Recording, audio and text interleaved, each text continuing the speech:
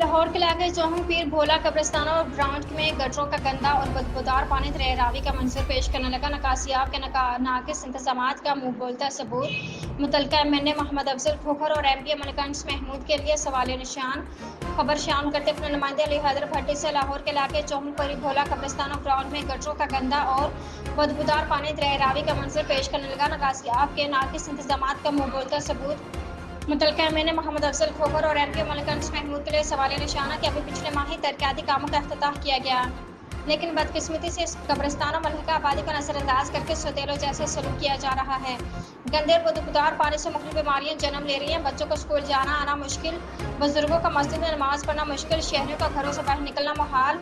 पानी गलियों और बाजारों से निकलकर कब्रिस्तान में जा पहुंचा और कई कब्रें डूब गई। मलहका आबादियों के शहरों ने वज़ीर आला पंजाब मरीम नवाज शरीफ और MNA मलिक मोहम्मद अफजल खोखर MP मलिकगंज महमूद से मुतालबा करते हुए कहा कि इस दरीना मसले का फिलपुर बेहतर सद्भाव किया जाए ताकि अवाम सुख का सांस ले सके।